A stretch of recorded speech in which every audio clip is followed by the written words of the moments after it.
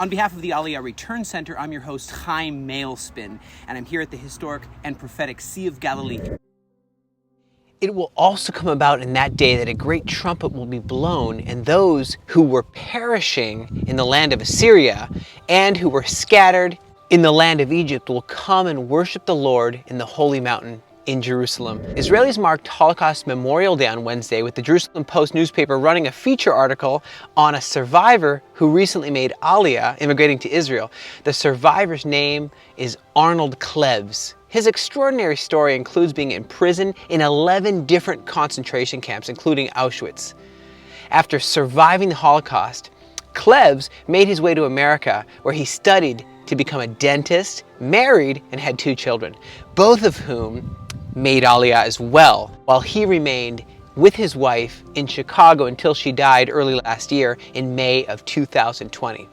Klebs made Aliyah at the age of 87, taking an apartment in the capital of our nation, Jerusalem, not far from the home of his son and grandchildren.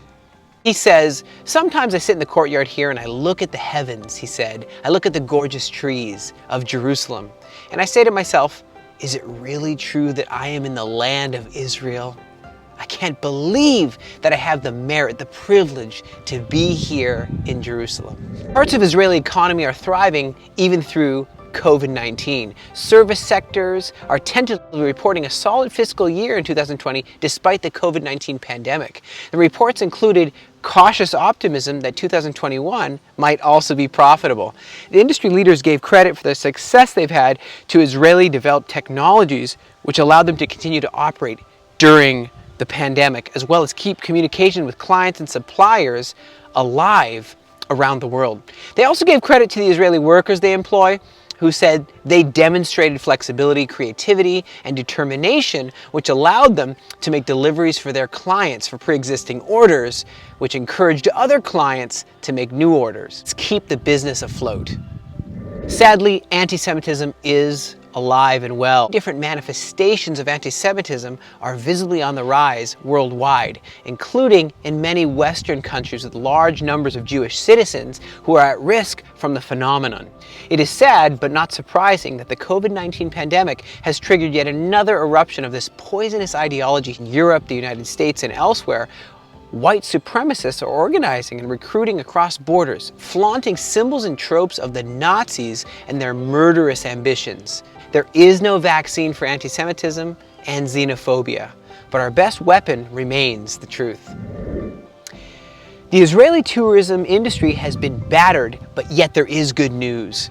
100,000 direct jobs throughout the country are employed by the tourism, supporting even many, many more, but it has been extremely hit by the COVID-19 pandemic more than any other segment of the Israeli economy. However, the tourism industry did get some good news last week when the Israeli Antiquities Authority, the IAA, announced that a piece of hewn stone inscribed in ancient Greek, which bore the name Mashiach from Miriam, was unearthed in the Galilee village of Taibe in the Jezreel Valley, just over that away.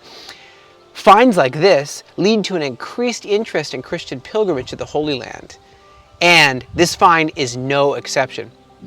With industry officials tentatively hoping for a rebound of visitors in 2021 as more and more Israelis are vaccinated and as infections drop, the inscription found in Taibe this week will be part of what generates renewed interest in visiting the Holy Land. So what does all this mean? The yearning of the children of Israel to return to the land of Israel continues despite the difficulties and hardships that life in the modern nation of Israel includes.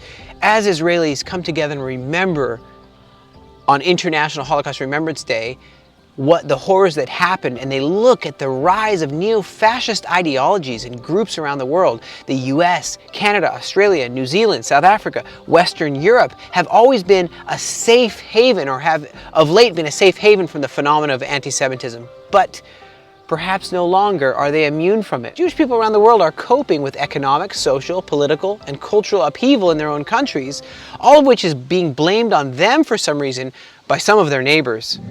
All of these developments are leading to an increased interest in Jews from around the world to make their Aliyah.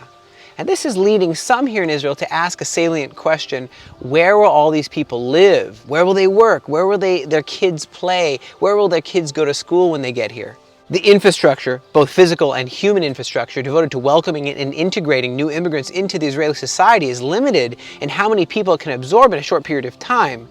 This is why the Aliyah Return Center was founded, to assist government of Israel in this prophetic task, and we need your help to continue and to grow and to expand. Our model is to repair old buildings and transform them to be able to house and to absorb new immigrants.